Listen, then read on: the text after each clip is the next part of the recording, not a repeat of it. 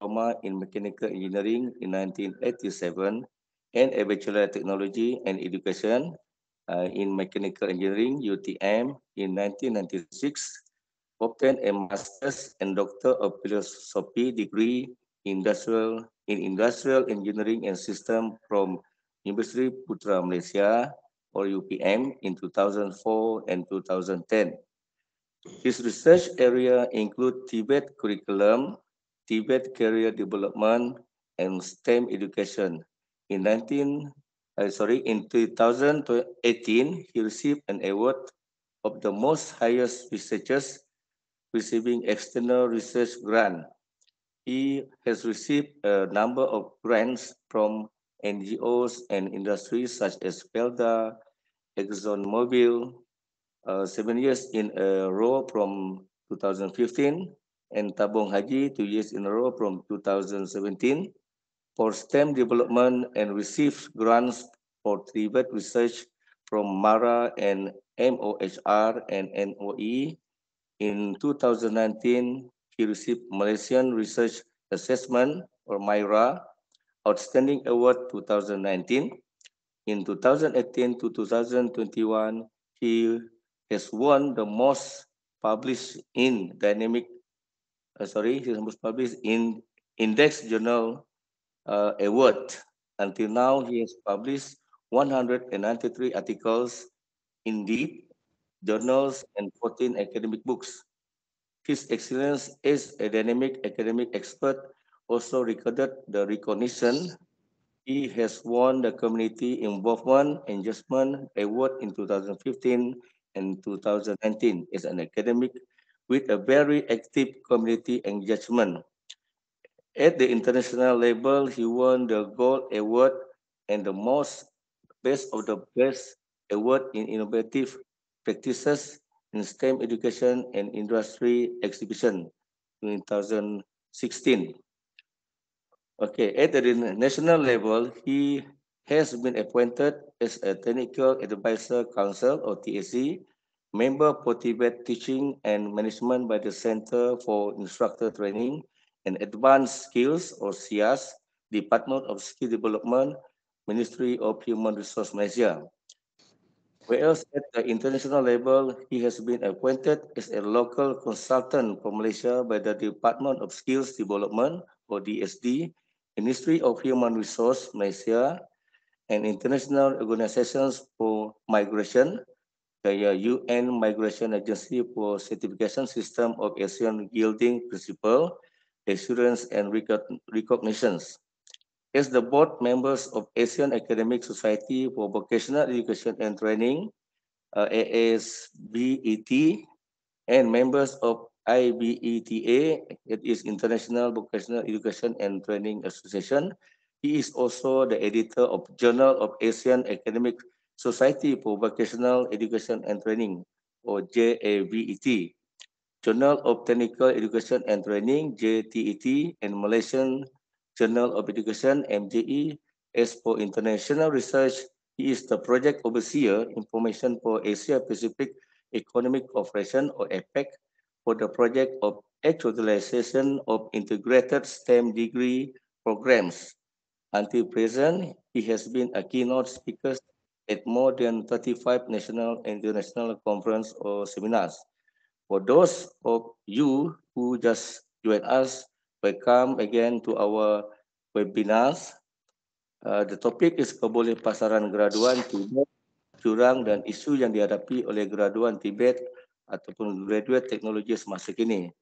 Will be presented by Professor Dr. Muhammad Sattar Rasul. Okay, just a little housekeeping before we get started. Kindly be reminded that the mic should be muted at all times. Switch off your camera and recording is not allowed. If you have any questions during the presentation, please type your questions in the chat box. Our team will compile all questions and will bring it up at the end. Now, without further ado, we will turn the time over to our presenter. Once again, I welcome Professor Dr. Muhammad Sattar Rasul. Okay, Assalamualaikum warahmatullahi wabarakatuh and salam sejahtera Thank you very much for the nice introduction and long introduction about my background. Yeah, the biodata is given by me, but I thought that you're going to screen it out and just give a very short and brief introduction. That's too long, actually. Okay. Uh, I will share my slide, and then will share my insight and experience in conducting or carrying out research in Tibet. Okay, and my delivery will be in Bahasa. Thank you very much. Okay.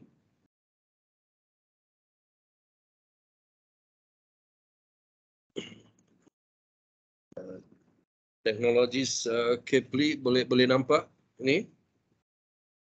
Boleh, Frog. Okay. Kebolehpasaran graduan, jurang dan isu dihadapi oleh graduan TVET atau graduan teknologi semasa kini. Dia merupakan isu yang kita kata sentiasa ada lah, sentiasa ada. Jadi apa yang saya akan buat petang ini adalah berkongsi pengalaman saya. Saya tidak mempunyai input-input tertentu untuk mengajar dan sebagainya. Ini beberapa perkara daripada penyelidikan yang telah saya jalankan selama inilah di bawah TVET itu. Dan juga beberapa insight daripada pandangan saya sendiri berkaitan dengan apa yang berlaku sebenarnya terhadap graduan TVET. Adakah kita semua telah berusaha sepenuhnya dengan cukup untuk memastikan kebolehpasaran graduan TVET itu. Jadi kita sama-sama lihat. So tidak ada apa-apa yang kita kata bercorak input apa itu TVET dan sebagainya. Dia lebih kepada sharing of knowledge. So kalau dilihat daripada latar belakang saya, ini antara beberapa kajian yang telah dijalankan lah sepanjang saya berada di UKM. Ini sebahagian sahaja, di mana saya lebih berfokus kepada career choice, career development, employability skills dan sebagainya. Di situ saya melihat banyak isu-isu pendidikan TVET yang mana kita boleh baiki ataupun narrow down the gap itu. Dan dalam perkongsian ini pun saya tidak berhasrat untuk terlalu panjang input itu. Mungkin sedikit perbincangan di akhirnya nanti supaya sama-sama mempunyai satu matlamat atau idea dalam membangunkan TVET itu. Banyak entiti yang saya akan sentuh sebenarnya di dalam ini supaya kita faham apa itu peranan masing-masing di dalam TVET. So ini adalah kajian-kajian yang dijalankan berkaitan dengan TVET itu. Dia bukan bersifat technical dan vocational, dia merupakan satu kajian fundamental, satu kajian filosofi di mana banyak institusi TVET tidak sedar tentang perkara-perkara ini. Itu berkaitan dengan pembangunan kemahiran kebolehkerjaan atau employability skill pelajar. Adakah mereka ini telah memenuhi permintaan industri? Bagaimana seseorang pelajar itu membuat pemilihan kerjaya? Adakah selepas mengikuti pengajian kita mereka membuat pemilihan kerjaya yang tepat? Mereka lestari dalam kerjaya. Kemudian berkaitan dengan nilai-nilai yang ingin dibangunkan yang disebut dalam pendidikan kita ataupun MQF itu learning outcome ataupun outcome based education itu adakah betul dibangunkan ataupun diintegrasi di dalam TVET itu dan bagaimana hasilnya. Dan juga dari segi TVET ini tak lari daripada inovasi. Adakah betul-betul program TVET kita dapat menghasilkan pelajar mempunyai minda inovatif itu dan kreatif itu. Jadi itu semua persoalan yang ada hubung kait dengan kebolehpasaran pelajar. Dan satu perkara yang paling penting sekarang ini kita tahu bahawa penceburan pelajar atau lulusan dalam keusahawanan tu memang mendesak tinggi. Tapi adakah persiapan kita mencukupi bagi melahirkan graduan TVET yang boleh berdikari menjadi usahawan? Dan banyak lagi perkara-perkara yang harus dikaji secara fundamental yang mana ianya boleh dijadikan to inform the institution, to inform organisation sebenarnya perkara yang dilakukan itu menepati atau tidak menepati atau perlu penambahbaikan. Itu tujuannya di dalam sesebuah institution ataupun peranan researcher TVET itu untuk menambah baik kepada penyampaian yang ada. Okey, kalau kita balik kepada kebolehpasaran ya.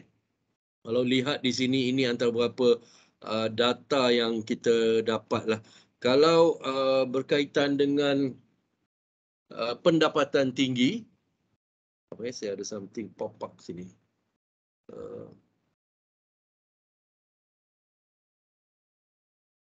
Okey. Okey. Kalau kita tengok World Bank telah menetapkan pada tahun 2021 ini high income adalah 13,000 USD. Okey, 13,000 USD. Lebih kurang 50,000 ringgit Malaysia. Barulah kita boleh menjadi negara yang maju, negara berpendapatan tinggi. Yang ini usaha kerajaan, usaha kita sudah hampir 30 tahun sebenarnya. Kalau Tun dulu mensasarkan 2020 kita menjadi negara maju berpendapatan tinggi. So sekarang ini sudah 2022 ketika dia menyatakan hasrat itu, I think it's about 20 years ago. Kan? Tapi sehingga kini tak capai. Dan dalam kajian yang saya lakukan bersama Dr. Rosli juga mendapati para lulusan kita rata-rata di bawah pendapatan yang kita kata tidak mencapai pendapatan tinggi, iaitu ketika itu 2010 12,000 USD, lebih kurang 48,000 saya kira kalau didarab dengan 4, dan sekarang ini lebih kurang 55 ke 60,000 lah. Tidak capai 2010 dan sampai ke sekarang pun tidak capai. Kalau kita lihat, negara tak akan capai negara maju sekiranya kebolehpasaran lulusan TVET itu rendah dan gaji lulusan TVET itu rendah. Kerana negara mempunyai melahirkan lulusan ataupun tenaga kerja yang sangat besar, hampir 60 ke 70% pekerja itu tenaga kerja adalah daripada lulusan TVET. Daripada lulusan TVET. Semua negara maju sebenarnya meletakkan TVET dan STEM itu adalah punca ataupun itulah bidang yang akan menjana ekonomi negara. Tidak ada negara maju yang bergantung kepada perkara-perkara yang bukan berkaitan dengan TVET dan STEM. Jadi ada orang yang mengatakan tak perlu ambil TVET, STEM, gaji rendah dan sebagainya. Ini akan menyebabkan negara kita akan menjadi negara yang miskin dan tak maju. Jadi tapi untuk kita menjadi negara maju, kita pun telah mendiskriminasikan lulusan TVET dengan membayar gaji yang tidak berpatutan. Kalau 20 tahun dulu saya pernah katakan pelajar saya keluar mendapat gaji 1,500, lulusan diploma 1,500, dalam 2 tahun dia dapat 2,500. Sekarang pun begitu juga gaji dia. Jadi apa yang kita dah lakukan sebenarnya? Apa yang institusi buat, apa yang MQA dan dengan MQF buat, dan apa yang MBOT buat untuk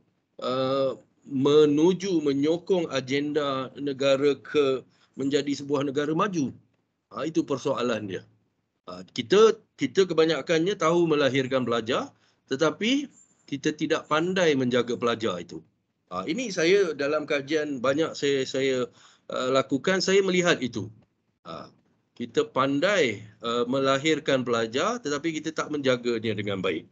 Dia dibandingkan dengan beberapa negara yang saya pernah pergi. Saya ada seorang, ketika itu saya ke Canada tahun 1990. Saya masuk di dalam satu training itu, is about instrumentation and control dan boiler. Pensyarah itu, saya ingat lagi Alan Ross, dia ada senarai pelajar 20 orang dan dalam list dia 10 telah mendapat kerja, lagi 10 waiting list. Dan yang ini dah dapat kerja di mana. Pensyarah itu memegang senarai nama lulusan dia yang mendapat kerja dan akan mendapat kerja. Jadi itu antara kita kata salah satu perkara yang boleh melonjakkan kebolehpasaran. Okey? Okey, slowly kita akan pergi lebih mendalam. So, cuba fikirkan bagaimana kita nak menjadi sebuah negara yang maju kalau pendapatan lulusan TVET sangat rendah. Jerman lulusan TVET dia hampir 80%. Korea lulusan TVET dia pun begitu, 70%. Jepun pun sama. Kita ingat negara maju mereka mempunyai ramai engineer. Tidak, mereka mempunyai ramai teknologis. Teknologis yang mereka cipta sistem menginovasi sesuatu. Jadi pendapatan mereka, skala pendapatan mereka sangat baik dan diterima pakai oleh industri dan diiktiraf oleh industri. Itu berbezaan kita. Okey. So ini pun salah satu daripada apa kita kata kualiti hidup, di mana kita kata pendapatan yang ditetapkan iaitu lebih kurang 50 atau 40 ribu setahun. Kalau dibahagi dengan 12 berapa? Lebih kurang 4,000 kali 12 48,000. Lebih kurang gaji 3,500 atau 4,000 sebulan adalah satu gaji yang selesa dan mencapai tahap apa kita kata tadi World Bank sebagai sebuah negara berpendapatan tinggi. Jadi apa yang kita lihat kat sini, kualiti hidup adalah salah satu adalah pendapatan itu sendiri, dan kedua keterangkuman masyarakat untuk mendapat manfaat sepenuh, dan yang ketiga pengekalan, iaitu bagaimana dia boleh kekal lestari di dalam sesuatu pekerjaan itu. Sekarang ini kita nampak isu kelestarian itu tidak berlaku. Walaupun lulusan TVET itu berkemahiran. Kuranglah kita kata.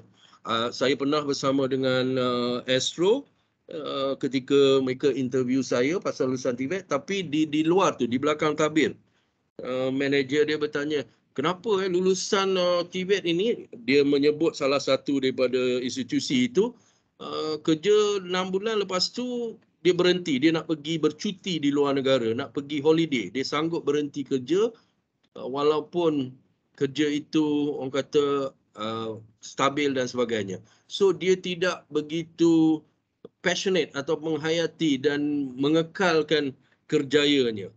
Ini ada faktor kita panggil career adaptability di dalam institusi yang lemah. Institusi tidak dapat membangunkan pelajar TVET yang mempunyai career adaptability yang tinggi. Itu salah satu faktor. Begitu juga dengan beberapa faktor yang mungkin terlibat dari segi penarafan dan pengiktirafan dan juga akreditasi. Mungkin ini juga penyebab faktor-faktor pengekalan itu tak berlaku.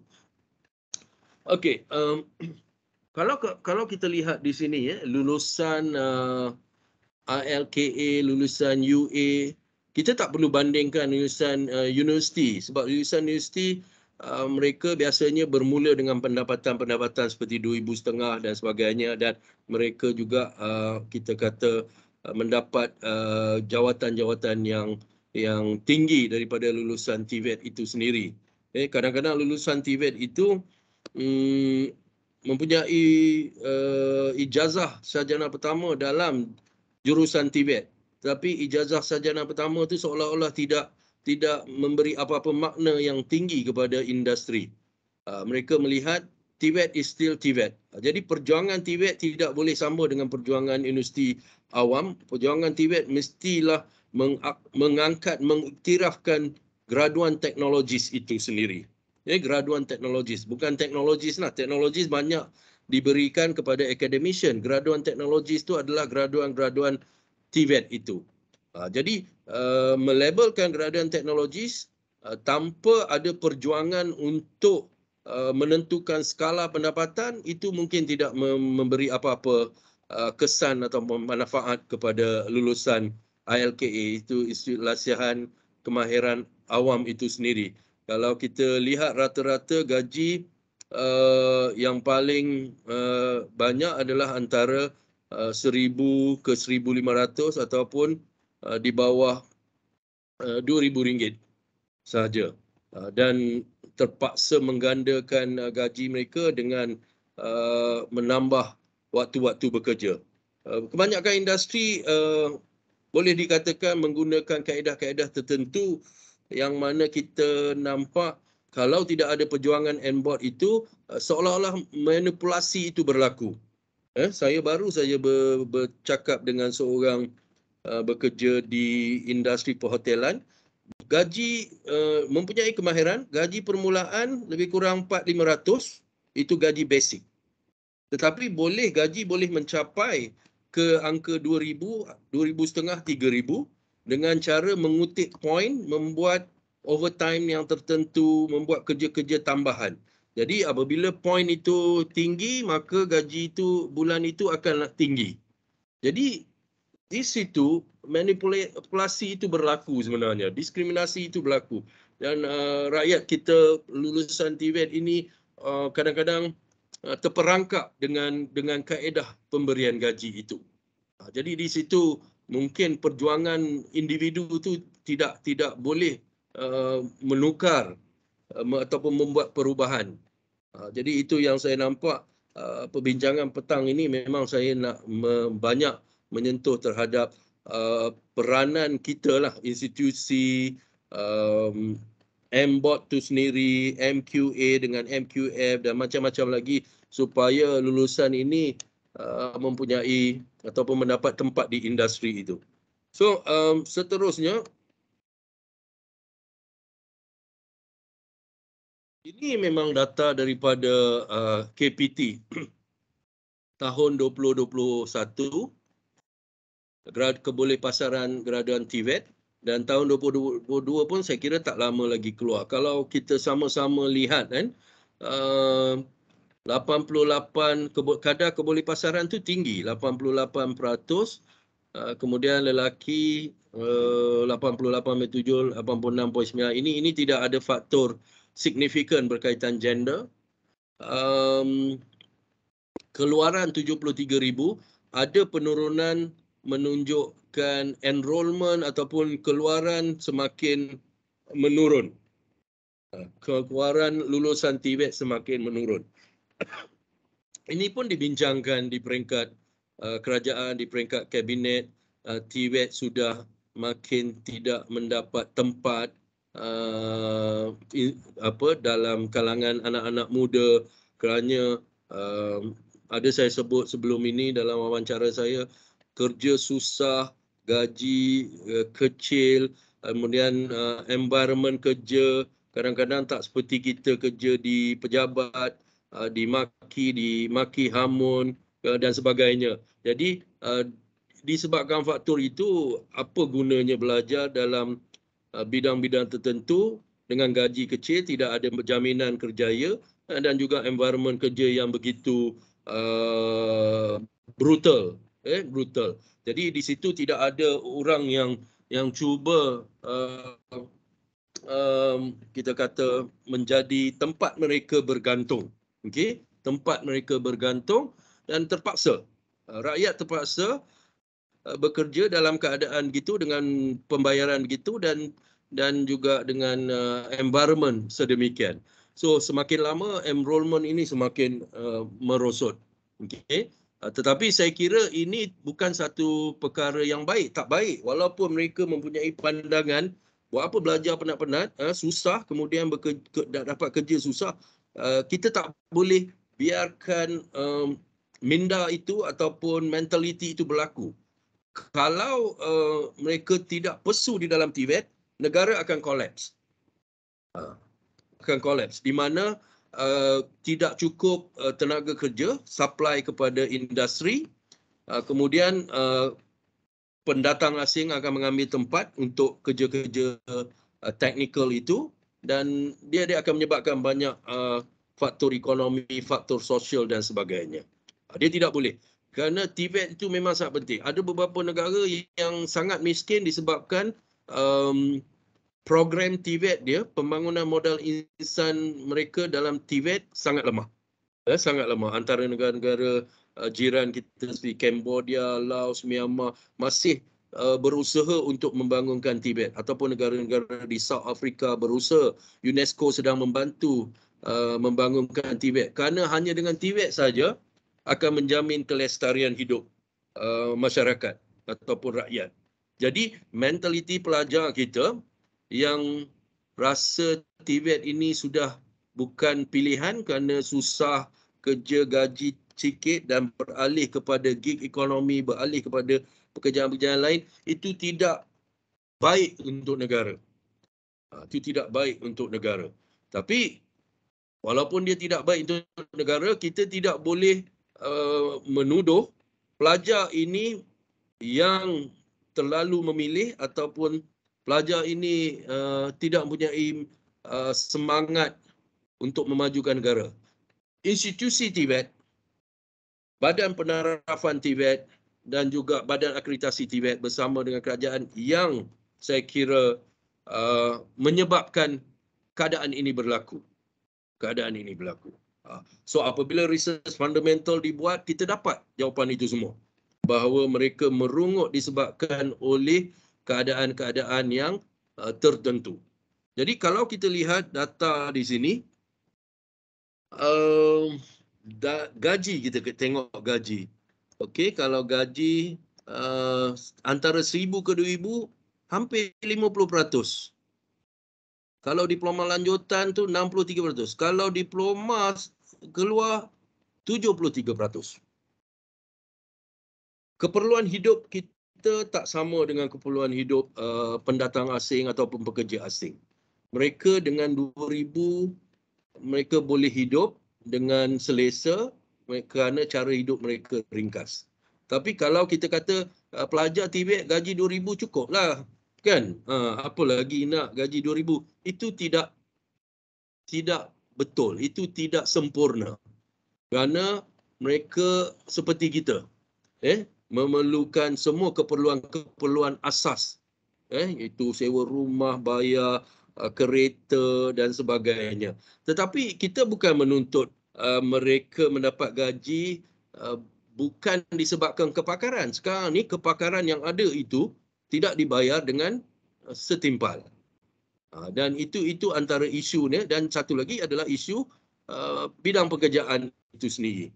Kemudian kalau kita lihat di seterusnya, kalau mereka yang menjadi usahawan pun, rata-rata usahawan ini tak berjaya. 43.9% dapat RM1,000 dan ke bawah. Kalau campur dua ini, 84 berapa peratus tu? 84.6% di bawah gaji 2,000.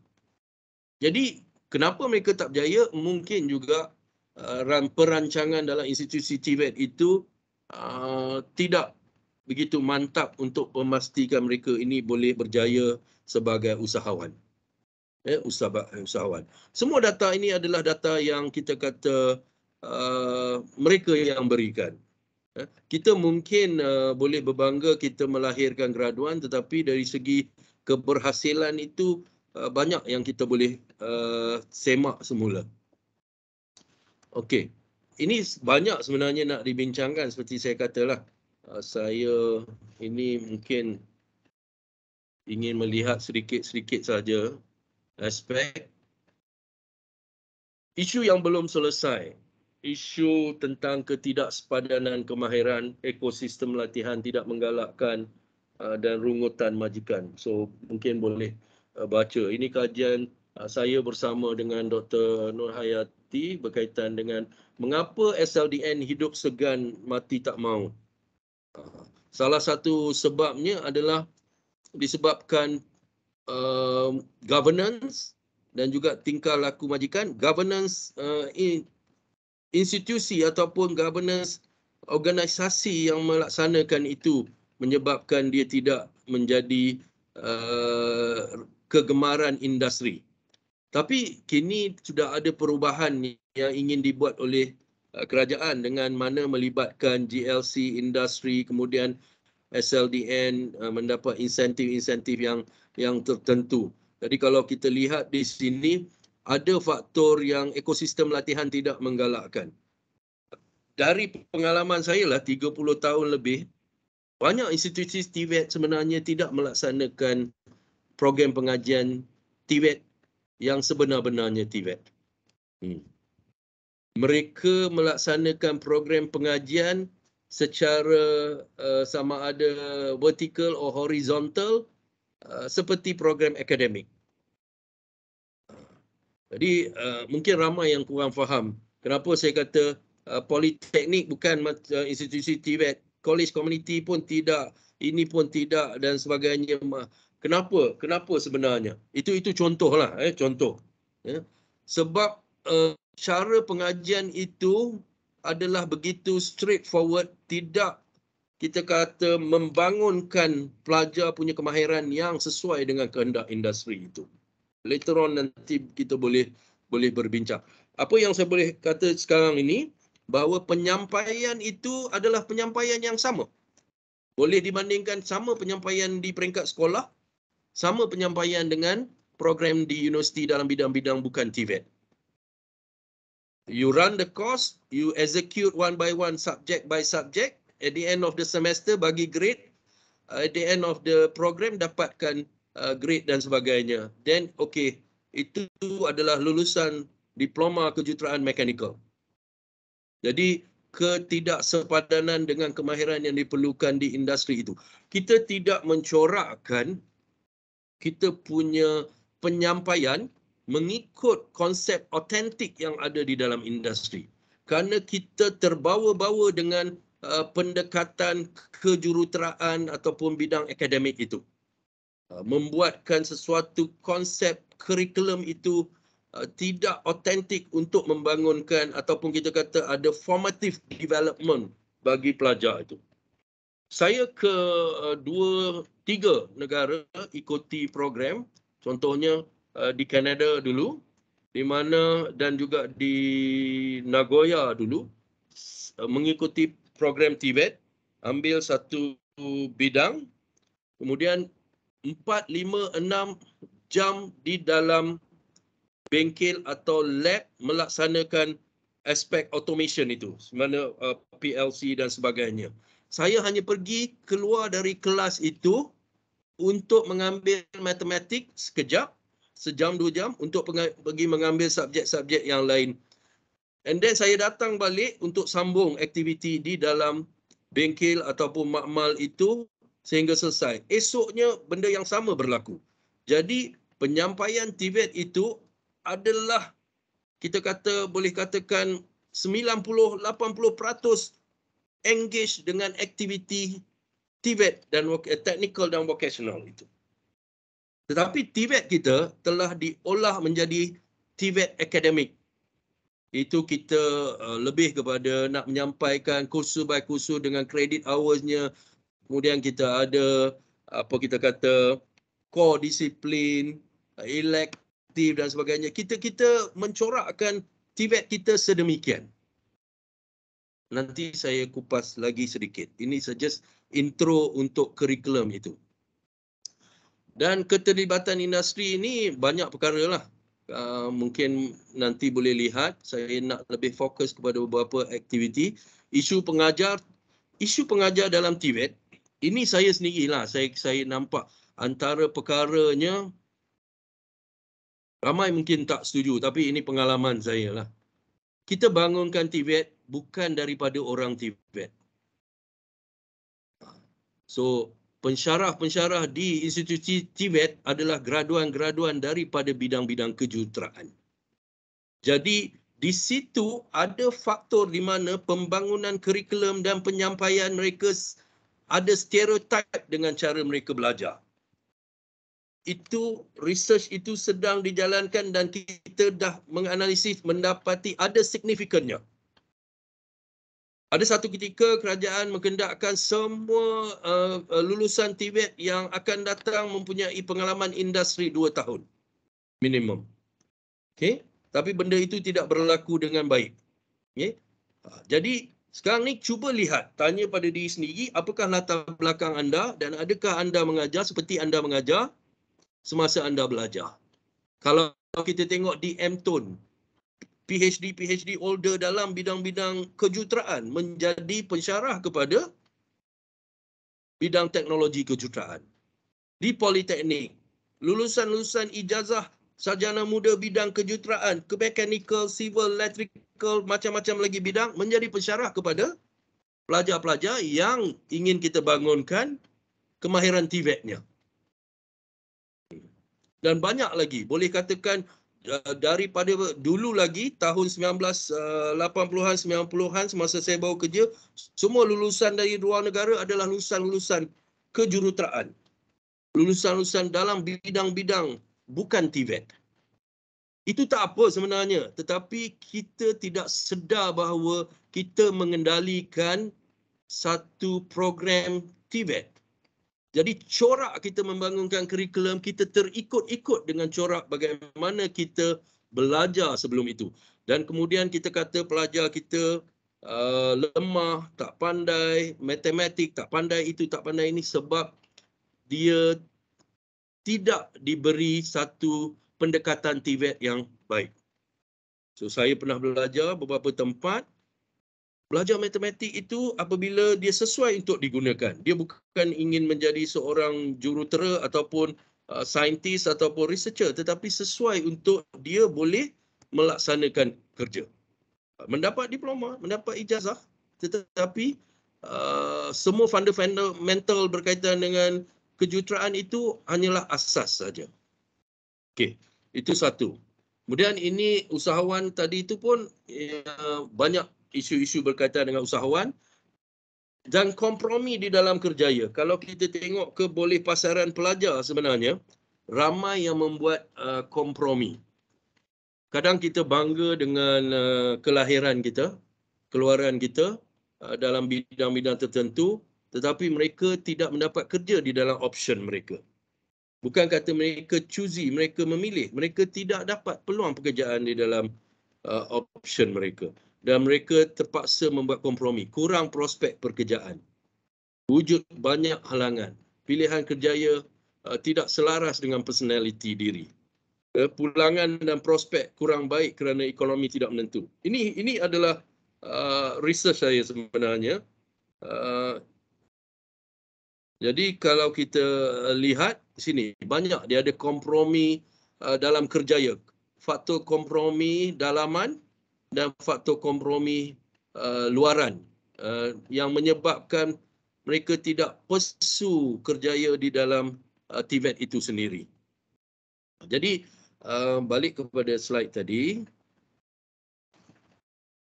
kebolehpasaran ni menyebabkan pelajar kita, anak-anak kita ni membuat kompromi yang tidak semena-mena, terpaksa bekerja dalam retail shop, bekerja sebagai rider, bekerja sebagai macam-macam lagi. Sebab institusi dan juga badan penarafan tidak accountable terhadap keluaran mereka.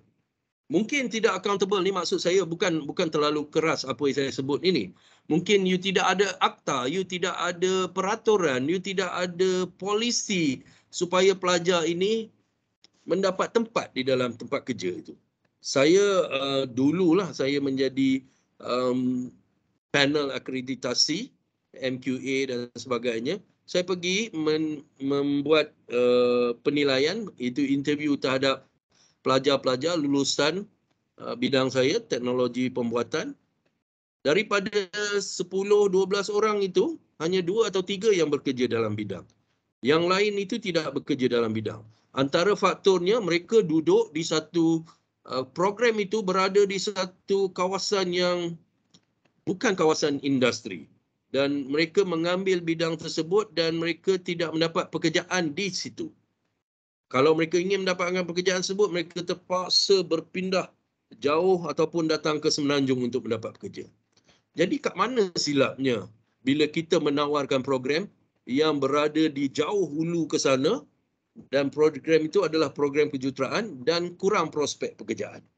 Jadi semua mendapat sijil tersebut bekerja dalam apa saja bidang asalkan mendapat gaji dan boleh meneruskan kehidupan. Siapa silap sebenarnya? Siapa silap sebenarnya? Itu program-program di bawah beberapa college saya lihat. Dan pekerjaan tu tidak ada. Dan satu lagi, kompromi ini, kebolehpasaran ini berlaku juga kepada wanita. Wanita banyak membuat kompromi, mengambil bidang-bidang yang sukar, mengambil bidang-bidang yang kita kata seperti kejuruteraan dan sebagainya, tidak bekerja di dalam industri. Jadi kebolehpasaran mereka tu tidak menentu. Jadi itu pun salah satu punca kita kata merugikan. Kenapa ambil bidang tersebut dan tidak mahu meneruskan pekerjaan di dalam bidang tersebut. Jadi dia menyebabkan kita punya sumber tenaga berkurangan dan sebagainya. So kompromi ini menjadi salah satu isu yang besar sekarang disebabkan oleh kebolehpasaran kerja yang makin meruncing. Itu ramai membuat kompromi. Dan institusi ataupun badan penarafan harus melihat mengapa mereka membuat kompromi. Saya tidak mau memberi ini antara sebabnya, tapi perlu kajian yang terkini mengapa mereka membuat kompromi ini. Kadang-kadang mereka membuat kompromi ini kerana gaji yang pulangan tadilah, pulangan yang kurang baik. Kalau saya pun kalau dapat offer kerja yang bukan bidang saya, gaji tinggi, saya pergi. Jadi itu memang kita kata lumrah dan sebagainya. Ini pun satu faktor dalam kebolehpasaran yang mana kajian pernah dijalankan. Kalau kita tidak membangunkan elemen career adaptability pelajar, kita hanya deliver pelajar tu course by course, subject by subject, kita tidak melihat kepada faktor kebolehsuaian kerja ataupun kita panggil career adaptability, pelajar akan membuat pemilihan kerjaya yang sangat lemah. Ataupun pelajar tidak akan kekal di dalam kerjaya itu. Jadi dalam research ini, pemilihan kerjaya sebenarnya berlaku atas faktor individu. Seseorang individu itu minat, dia ada pengetahuan tentang kerjaya itu, dia ada kematangan tentang kerjaya itu. Kita bangun tak? Kita develop atau tidak pengetahuan pelajar tentang kerjaya itu? Kematangan secara mendalam. Secara tak mendalam tu memanglah cara sebut-sebut, tetapi secara mendalam. Kemudian persekitaran kerja juga adalah faktor utama kepada pemilihan kerjaya, tetapi faktor persekitaran kerja ni yang selalu orang momokkan tu 3D, dirty, dangerous dan apa itu menyebabkan orang kita tak nak bekerja. Sebenarnya tak betul. Tak tepat. Daripada research ini menunjukkan persekitaran kerja ini satu perkara yang boleh diatasi apabila seseorang itu mempunyai exposure, itu kebolehsuaian kerjaya yang baik. Dia tahu dia akan bekerja di dalam keadaan begitu. Dan juga persekitaran ini akan dinyahkan masalah imej pekerjaan yang 3D tadi apabila dia mempunyai kematangan kerjaya. Dan dia juga mempunyai personality yang realistik dan investigatif dan sebagainya. So, elemen fundamental di sebalik lulusan TVET itu ataupun semasa kita membangunkan TVET itu penting sebenarnya. Bukan itu yang saya kata membangunkan TVET dengan cara yang akademik itu tidak akan membantu kebolehpasaran pelajar.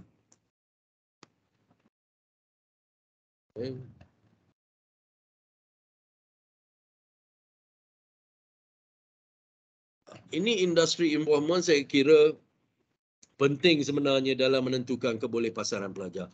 Hanya Department of Skill Development JPK mempunyai senarai ini dan menggunakan mereka sebagai panel di dalam pembangunan NOS dan sebagainya dan dalam pengiktirafan. Tetapi di dalam institusi TVET yang lain, industri lead body ini tidak terlibat secara langsung sebenarnya. Dia hanya terlibat touch and go saja untuk sebagai panel, sebahagian daripada pembangunan kurikulum. Jadi industri lead body ini telah dalam negara seperti Jepun saya pernah pergi, mereka lah yang menentu sahkan program TVET itu. Menentu sahkan program TVET itu. Mereka lah yang menentukan sasaran keperluan industri. Kalau bidang dalam kita kata construction industry, jadi mereka melihat kepada kurikulum yang dibangunkan, mereka melihat kepada facilities dan mereka juga bertanggungjawab untuk membuat sasaran bilangan pekerja dan sebagainya untuk memenuhi keperluan industri. So ini berlaku di dalam JPK, okay, Jabatan Pembangunan Kemahiran, tetapi itu saya kata mungkin sebagai menyemak sahaja. Kemudian di dalam sistem pendidikan tinggi seperti Poly, College, MTON, UniKL dan sebagainya, dia tidak terlibat secara langsung di dalam pembangunan kurikulum itu. Membangunkan kurikulum tu maksud saya bukan membangunkan kurikulum tu sendiri. Dia sehinggalah kepada penghasilan pelajar dan juga sampailah pelajar itu mendapat tempat di dalam industri. So apa yang dibuat sekarang ini, yang mana banyak institusi pendidikan TVET rasa gelisah sekarang ni, kerajaan telah menyatakan ataupun telah pun membuat GLC industri mengambil alih institusi latihan TVET itu bagi menentukan kebolehpasaran dan juga memastikan pembelajaran itu seiring atau selari dengan industri. Dan ini patut dilakukan sebenarnya. Patut dilakukan. Walaupun mereka tidak mengambil alih sepenuhnya, tapi mereka mempunyai autonomi ataupun mereka mempunyai, kita kata, mereka penentu kepada sesuatu program itu. Kalau tidak, program TVET akan lost in the wood. Hanya semata-mata seperti program akademik yang lain. Tidak ada speciality dan tidak ada sasaran yang baik kalau industri tidak terlibat secara langsung.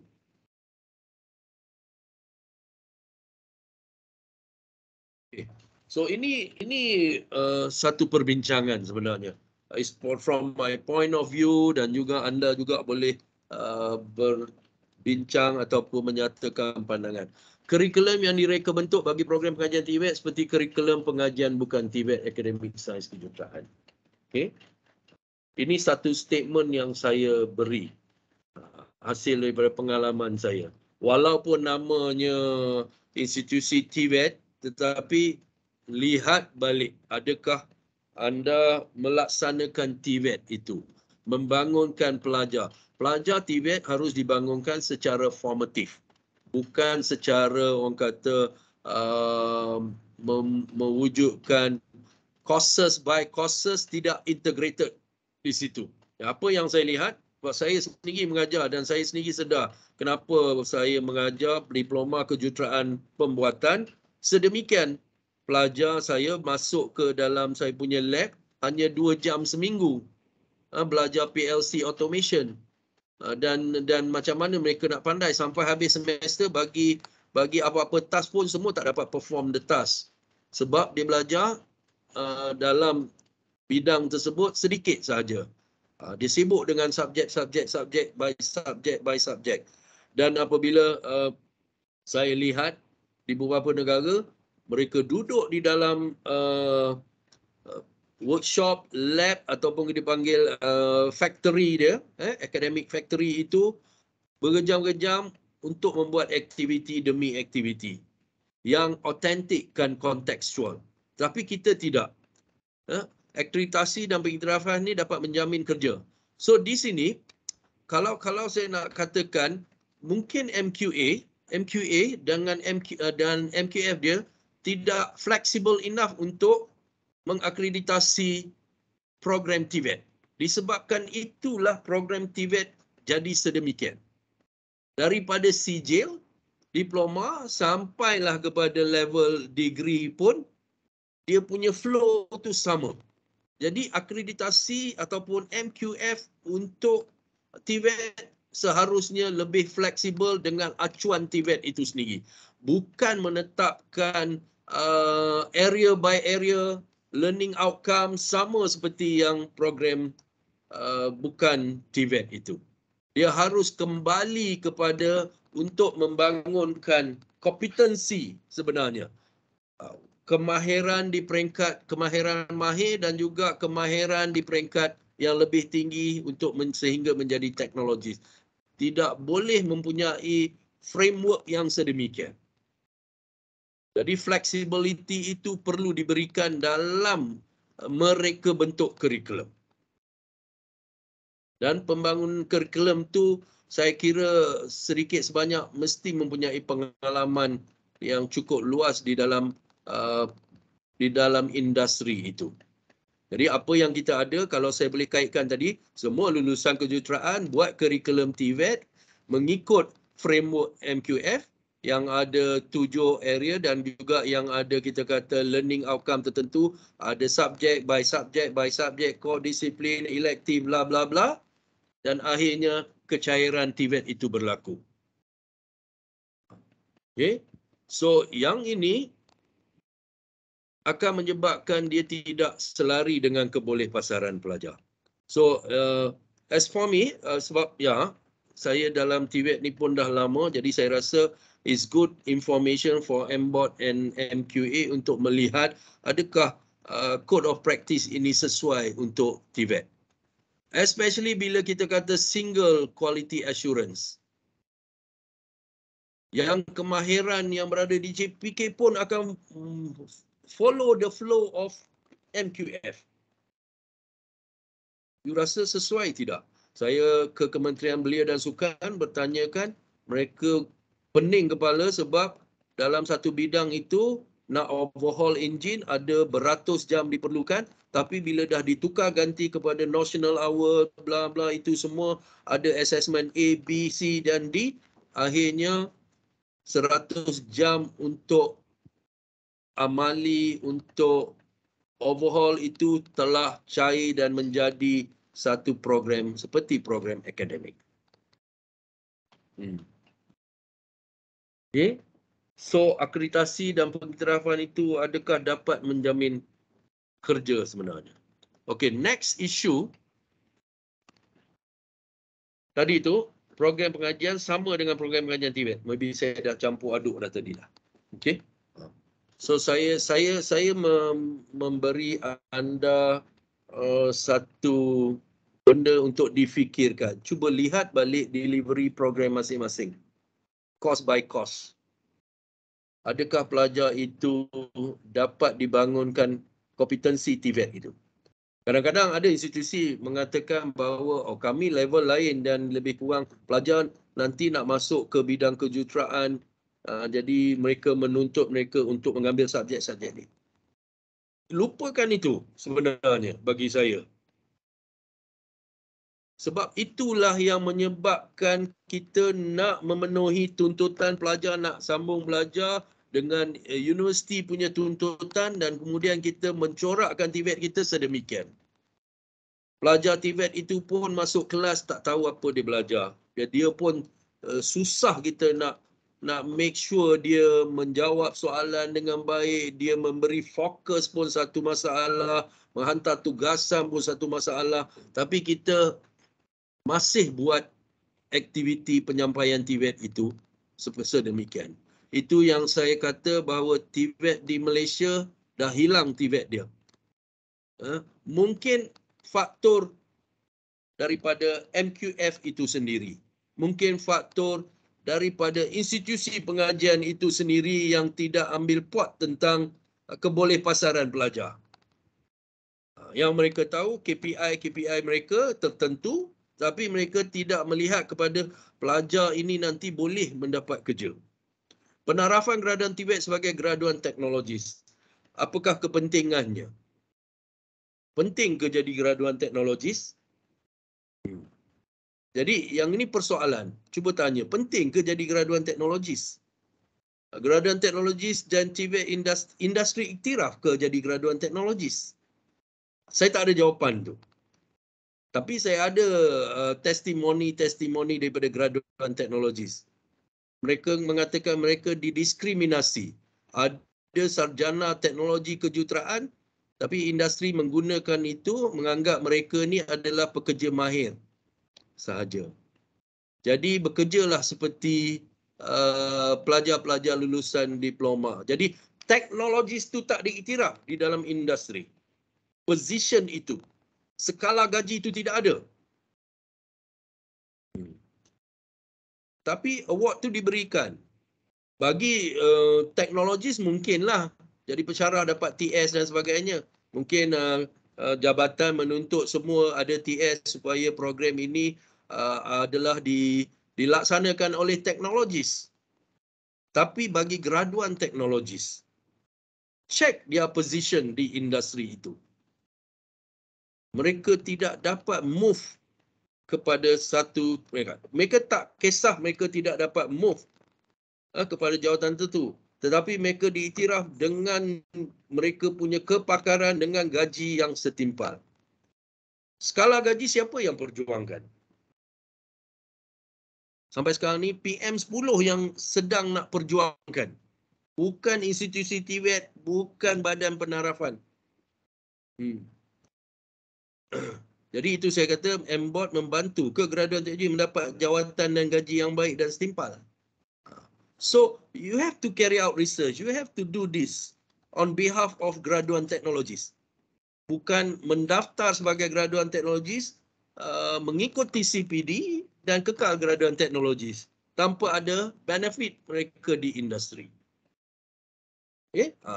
So itu peranan dia sebenarnya. Tengok sekarang ni, apa yang berlaku. Saya sangat suka, tapi ramai rakan-rakan saya kata, oh ini tak mungkin boleh berlaku, ini ni sebab ada inferiority. Okay?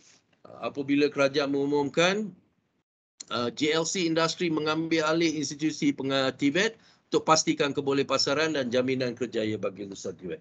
Ini sepatutnya berlaku dari dulu lagi. Institusi TVET tak boleh melepaskan pelajar tanpa mereka mendapat kerja dan mendapat kerja yang baik. TVET tak sama dengan engineering. TVET tak sama dengan akademik yang lain yang mana selepas mereka ikuti program, mereka are free to go anywhere they like. Nak jadi polis ke, nak jadi askar ke, nak jadi immigration ke, apa ke, itu bidang-bidang sains sosial. Okay? Itu boleh, tak ada masalah. Tapi TVET, bila you responsible untuk bangunkan mereka punya kemahiran, you juga adalah responsible untuk mereka mendapat pekerjaan. Jadi kau tengok situ, gaji bawah 2,000, kerajaan pun dah tahu, kita pun dah tahu lama dah, tapi mungkin kita tak boleh buat apa kalau kerajaan tak cakap apa. Tapi sebenarnya salah. Kita boleh buat sesuatu sebelum kerajaan mendahului kita. Kan? Menurut Perdana Menteri, cadangan diusulkan syarikat swasta JLC Petronas melatih pekerja mengambil alih pusat. Sekarang ini dia belum mengambil alih institusi TVET lagi, dia hanya mengambil alih pusat latihan. 50 syarikat ambil alih operasi institusi TVET. So dia tahu lulusan itu akan pergi ke industri yang berkaitan. Jadi saya melihat memang institusi TVET dan MBOT itu sendiri dan MQF kena mainkan peranan ini dengan lebih jelas lagi. So with that, thank you very much. Saya sebenarnya berserabut dengan banyak ni. Saya ada kelas dan sebagainya. Saya tidak menyediakan bahan dengan baik. Saya hanya throw saya punya ideas, apa yang saya pernah lalui throughout my research. Okay? Thank you so much. Okay, thank you very much, Professor Dr. Sattar Rasul. I hope you all enjoyed this amazing presentation. To take some time for questions now. Just a reminder, please be sure to type your questions into the questions box in your control panel.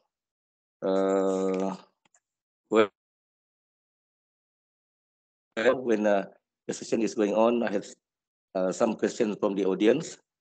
One is from Corel. The question is in bahasa Malaysia. Apakah baseline data untuk supply dan demand bagi tenaga kerja kemahiran yang diperlukan oleh sektor perindustrian di Sarawak? Itu jawapan tu kena moderator yang kena bagi tu.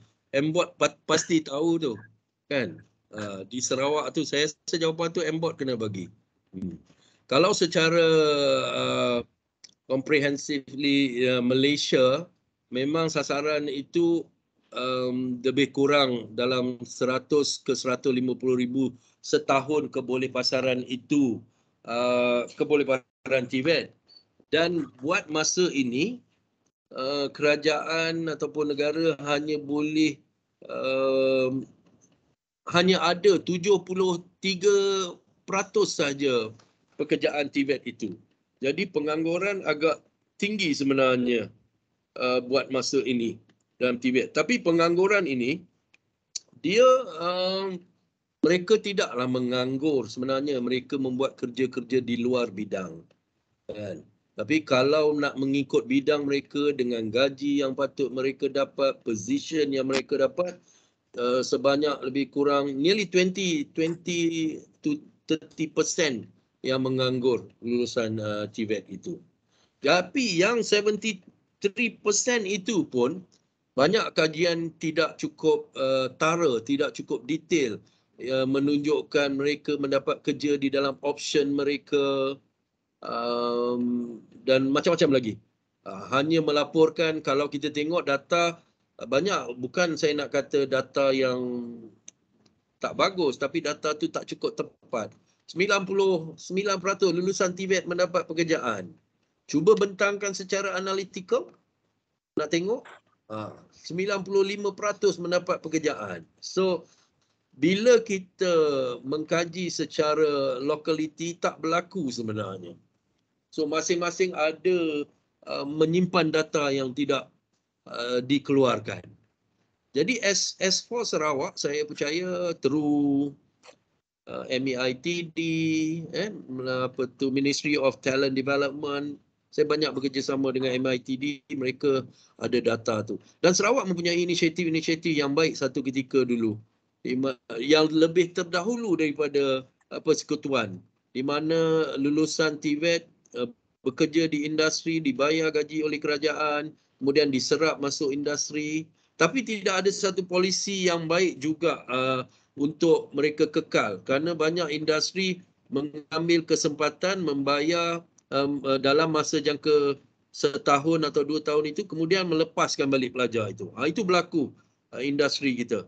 Dia support the initiative, tapi dia hasrat untuk mengekalkan mereka sebagai apprentice dan terus sebagai employer itu jarang berlaku. Dan saya risau dengan apa yang sedang kerajaan buat, itu menyerapkan pelajar lulusan di dalam industri dibayar gaji 2,000 minimum. Kalau industri tidak bayar gaji 2,000, kerajaan akan support like RM600 untuk bagi gaji itu sampai 2,000. So kalau tidak ada polisi dan dasar yang baik, manipulasi akan tetap akan berlaku. Okay. Okay, I hope the one answer your question, Mr. Coril. And then, Prof, we have another question here from Muhammad Firdaus. What are the action of plans from the government or ministry to uplift or change the public perception on TVET? Dia perception on TVET ini sebenarnya satu cerita yang lapuk sebenarnya. Satu cerita yang dah lapuk. Inisiatif banyak dah dilakukan. Saya tidak pro kepada kerajaan ataupun mana-mana. This is the facts. Pada tahun 80-an, 70-an, kalau pelajar itu tidak lulus peperiksaan LCE, MCE dan sebagainya, mereka masuk ke institusi TVET, mendapat CJ tertentu, that's it. Itu sajalah. Future tu tak ada lagi dah. Okay. Kemudian berubah pada tahun 80, 90 dan 2000 dan sebagainya. Lulusan TVET ini boleh masuk ke pengajian-pengajian peringkat yang lebih tinggi. Dia dah boleh criss cross. Pathway education for TVET tu sudah diverse, sudah banyak bridgingnya. Dan sekarang ni tidak ada lagi had. Lulusan SPM ataupun sekolah yang gagal semua mata pelajaran juga boleh capai tahap sehingga mendapat ijazah sarjana pertama ataupun PhD in TVET. Walaupun dia gagal dalam SPM dan dia tidak ambil SPM, dia hanya sampai PT3 dan sebagainya, dia masih boleh kerana kita ada laluan-laluan pengajian TVET sampailah ke Menara Gading. Jadi siapa yang bercakap perception TVET itu second class dan sebagainya, itu adalah orang kata perception yang orang itu tidak tahu sistem pendidikan kita sudah berubah lama. Okey? Sudah berubah lama. Isu kita bukan isu itu lagi. Bukan isu perception. You ada choice. Parents ada choice. Kalau parent kata anak dia ambil lulusan TVET itu adalah second class, you ask you punya anak lah. Kalau anak you tidak mempunyai pencapaian akademik yang tinggi, you nak bantu dia untuk boleh dia terus hidup dengan cara apa? Kalau tidak melalui TVET itu. So parents pun sebenarnya sudah tahu. Ini hanya saya kira ada segelintir lah. Mungkin guru di sekolah ke, dia tak faham TVET itu. Tapi maksud saya sekarang ni, pathway tentang education in TVET tiada had. Bila tiada had, maknanya belajar, katalah dia nak masuk universiti tak dapat. Belajarlah dulu di institusi TVET, kemudian masuklah universiti. So, why worry? Kan? Yang penting sekarang ni memang dia tidak masuk ke universiti untuk sambung belajar sebab pencapaian dia rendah. Dan satu lagi, perception kata TVET ini untuk orang rendah akademik. It's true. Dia bukannya macam ni. Maksud saya true tu, dia tidak boleh dikategorikan. Dia tidak ada kelas sebenarnya. Orang engineering lebih baik daripada orang TVET. Orang bukan engineering, accountant lebih baik daripada ini. Tidak. Dia adalah strata kehidupan itu. Dia adalah kategori ataupun kelas di dalam kategori dia. Dia tak boleh berbanding antara dua itu. Jadi TVET ada kelas dia tertentu, bukan dia second class kepada yang ambil engineering itu. Jadi kalau nak kira gaji, kadang-kadang lulusan TVET yang capai tahap kemahiran yang tinggi teknologi boleh gaji sampai berbelas ribu, puluh ribu pun boleh dalam oil and gas itu. Kan? Kadang-kadang engineer sendiri baru gaji 2-3 ribu, 4 ribu, 5 ribu. So, saya tidak nampak perception itu menjadi kekangan isu kepada Sarawak ke, Malaysia ke untuk mengambil kira untuk menangani. In Southeast Asia, sebab saya jadi consultant for JPK, berbincang dengan 11 negara, mereka melihat kita punya sistem TVET sangat komprehensif dan sangat kita kata apa, pathway itu sangat banyak. So Indonesia adapt kita punya SLDN. Philippines also adapt dan adopt kita punya beberapa perkara dan sebagainya, sehingga mereka bertanyakan macam mana kita melibatkan universiti untuk pelajar boleh sambung belajar dan sebagainya. So sistem mereka masih lagi tertutup. Tapi dia menjadi reference. Isu kita sekarang ni adalah isu dalaman. Isu fundamental yang saya sebut-sebut tadi. Maknanya institusi TVET pastikan tidak pelajar mendapat pekerjaan.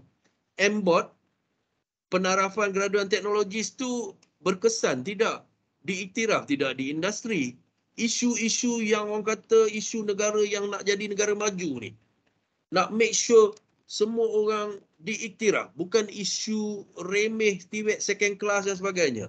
Contoh di negara-negara third world country. Mereka tak punya TVET macam kita. Isu mereka lain. Ada orang cakap UNESCO buat laporan Malaysia pendidikan teknikal dan vocational Malaysia adalah sangat rendah, 15%. Saya rasa you orang pun boleh dapat tu 5% ke 15%. So dia batch Malaysia TVET sangat rendah. Why worry? Sebab UNESCO dia pergi kepada negara third world country.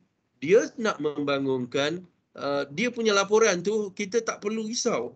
Sebab apa? Kita bukan nak pergi ke ulu sana nak ajar orang macam mana nak menghasilkan tenaga solar, kemudian pergi ke bukit-bukit sana macam Malala buat tu. Nobel laureate tu buka kedai-kedai jahit nak bagi pendapatan kepada komuniti tersebut. Kita bukan TVET itu. Kita bukan TVET pergi kampung ke kampung lah.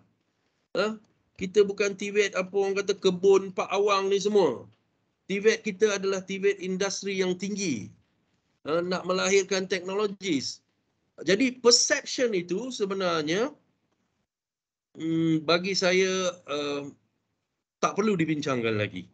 Kalau nak dibincangkan pun mungkinlah MBOT kena selalu mewawarkan apa yang kita dah hasilkan.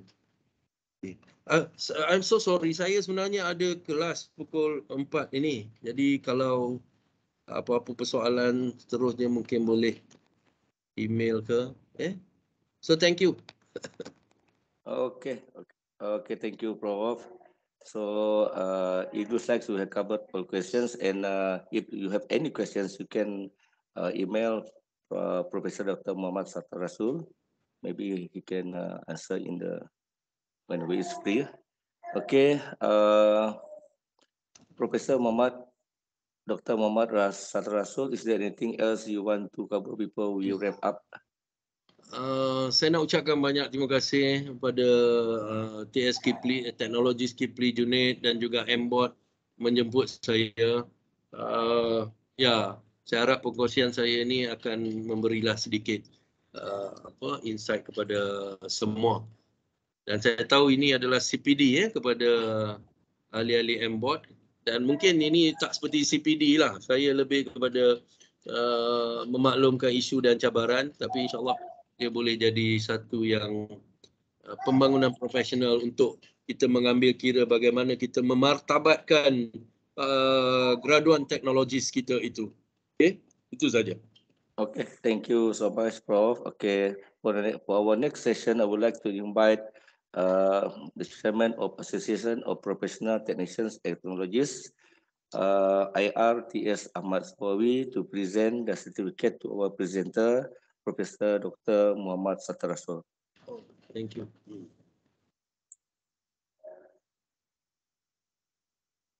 Thank you so much.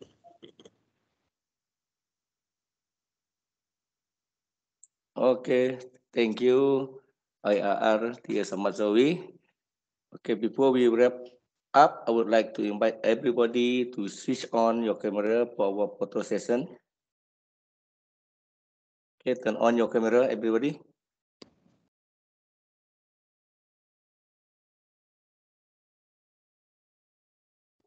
Okay, ready?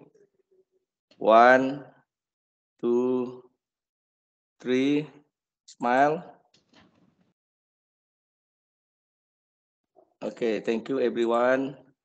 Okay, thank you again, Professor Dr. Muhammad Sattar Rasul, for answering those questions and for the great presentation. It was a pleasure to have you with us. So this concludes the webinar. On behalf of APTT committee members, we appreciate your present. We hope you have learned and enjoyed this webinar. Thanks again for joining us today, and we will see you next time. And stay safe. Okay, bye-bye. Thank you, Professor.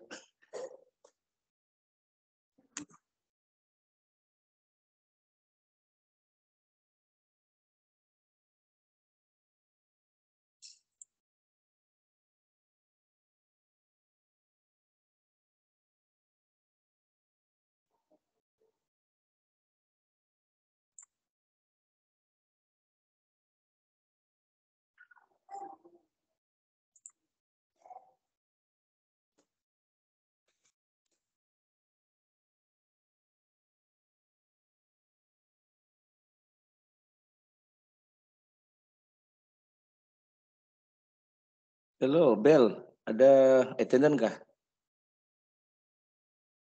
Ada. So boleh Oh, ada. tekan link. Okay. Okey. Siapa-siapa yang belum ambil attendant, boleh ambil attendant lah. Sorry, suara seksi. Sehat.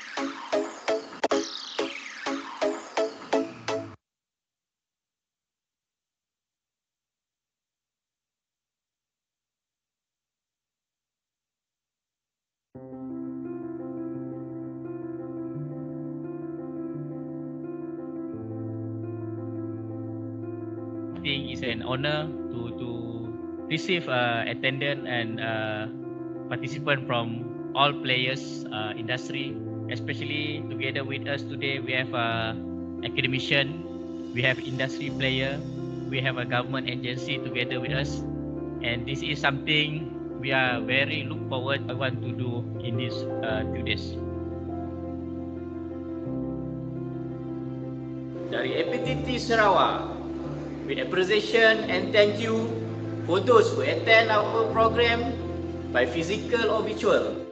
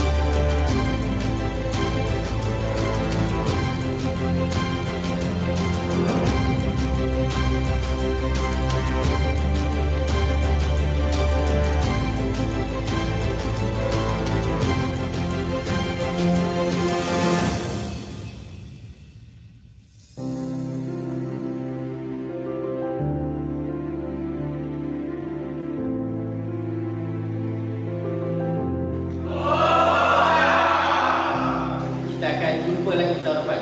Sampai jumpa lagi tahun hadapan.